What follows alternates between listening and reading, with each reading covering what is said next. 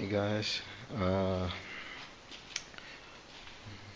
as you know, doing a 68 Mustang. If you've looked at any of my other videos, that's what we're doing. That's what I'm doing.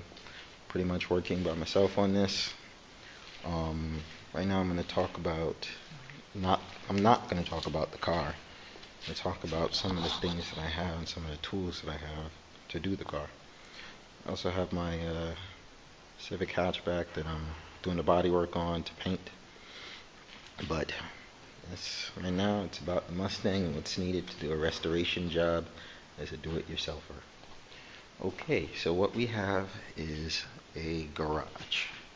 This is 35 by 35, has LED lighting, heat, three door, 3-bay garage. Okay, so some of the items that I've critically needed are obviously a good set of tools. Then you need a good storage system. Now, this is not my storage system. This is simply parts that I'm going to be using on the car right now, which is why they're out now. This is a Eleanor body kit from Mustangs to Fear. Fitted up some of the parts. It fits well. Yeah, so that's that. So, what have I needed? First off, need a good set of ear tools. Like, it's critical. And I don't have $5,000 or $10,000 to go and buy half of these tools retail. So what I do is, as I need them, I go on eBay or I go to a flea market. Connecticut has tons of flea markets. I'm sure wherever you are, you have tons of flea markets. And then I got that. I got every tool I need based on either basis. So one thing I want to note when doing anything with pneumatic tools, if you look at these two ear couplings or fittings, I should say, this one here is a quarter. This one here is a 3/8. They're both automotive fittings. But if you notice the size, air guns and air tools run on air. So if you can't get the air to the tool, it's not going to perform efficiently. So I recommend that you fit up all your tools, especially your spray guns, with this type of fitting. It's going to help you in the long run. And it's a 3/8 automotive fitting. I got it from Lowe's. You can buy it in the kit. It comes with the fitting, coupler. They all take quarter MPT side. So that's the same. So it's just a matter of what goes on the business end. So high flow fittings definitely needed. All my tools have performed 10 times better based on using that.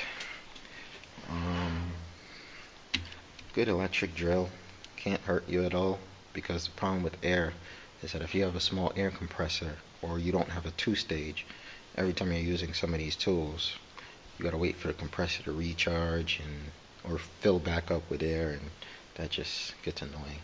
Again, told you that I buy eBay tools. What we got here, or Craigslist. Craigslist is like vital. I have here is I have Satajet 2000, Satajet 3000, and Eastwood's Evolution gun.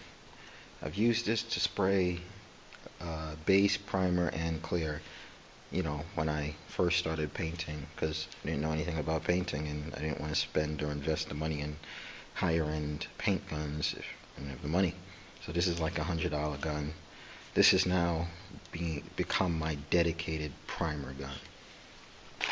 And you also see that I have the proper fitting and a gauge with an adjustment for the air pressure.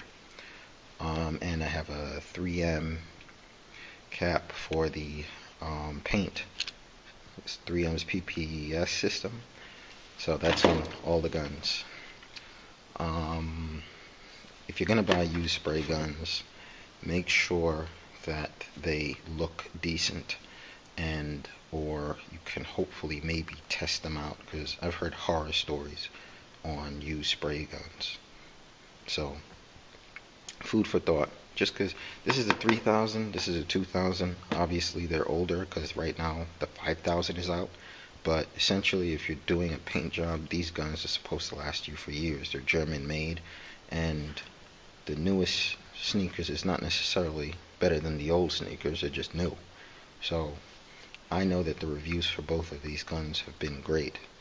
So as a DIY person, there's no need to spend the money on a ridiculous spray gun.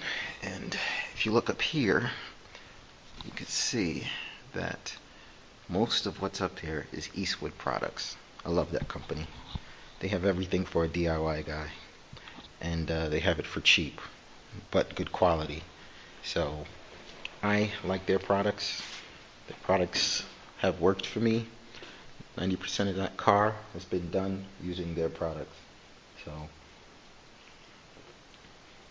keep that in mind when you're doing your car, that you're going to need at least 80% of the things I have in this garage.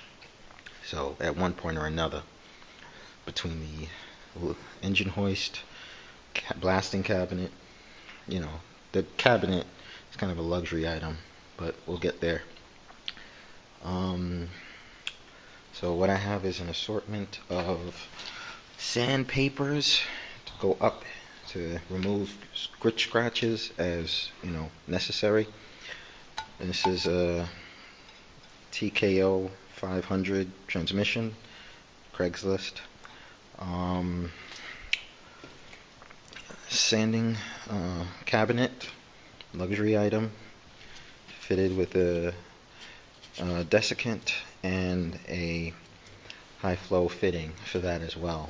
These fittings are not expensive. You can get 3 in a pack for like $10, and depending on how much air tools you have, the most you'll probably spend is like $50. Compressor, didn't skimp on that. 60-gallon compressor. I've used a 25-gallon for years, so it's not like I don't know the trials and tribulations. But at the end of the day, if you want good quality jobs, especially if you're painting and or doing any kind of mechanic work, you need air. So that's that. With that, I have a 5-stage dryer that came later on. So, however you want to dry your air, you can. I have that. It's just easier for me. Other people, what they do is that they want to cool the air.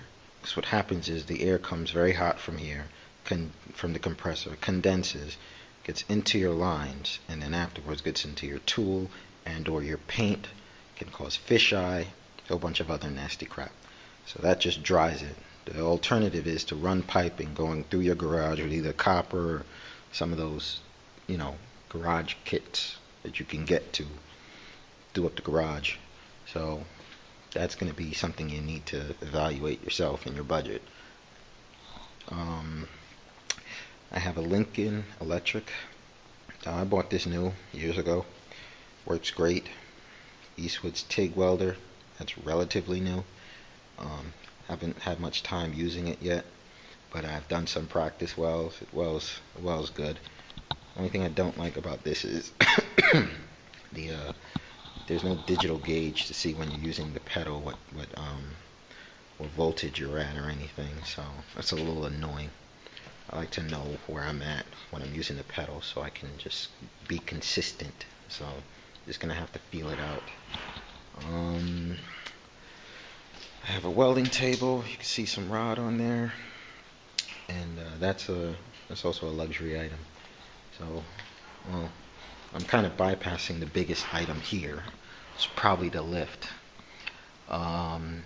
With the lift, you can get a full standard size lift, but you have to make sure that your area, your height of your garage, wherever you're going to place it, is within dimensions, and the floor is within thickness required for installing a standard lift. And I think the standard you need is 11.5, and I'm about a quarter shy of that. So I got the base plate lift, which is not the most convenient, but with Greg Smith equipment is great because you know, they get a little advertisement from me, but it's great because the with this system, you don't have to have 11 and a half feet. A lot of people don't, but a lot of people do have 9 feet, and that's the requirement necessary.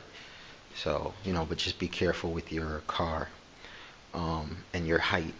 The height of your car from the mounting points can be different per car, so you just want to be careful not to, you know, damage the ceiling. On a standard lift, there's a pole that disconnects from it shorts out the system essentially, and when it's up there and it travels across and it shorts out the system when, you know, you're about to hit the ceiling, so that you know, don't go up too high with it. This you gotta just be careful. Body stands, another critical thing. You see my side skirts are on here. It's good for doing things like that. What else? I would say one of my biggest assets for metal work is a big box of sheetrock screws and a Beverly Shear. This thing will cut beautifully. It'll cut curves. It'll cut it won't cut straight, but you could use shears for that. It cuts semi-straight. You just kind of gotta watch it. If you want those like real straights, you need like a shear, like a press type of shear that just goes straight down. But this does a great job of making those little intricate cuts that you might need for curves. So that's been critical. And a good vise, necessary. These two necessary. These two also together will probably cost you $150. So that's not bad at all. Belt sander.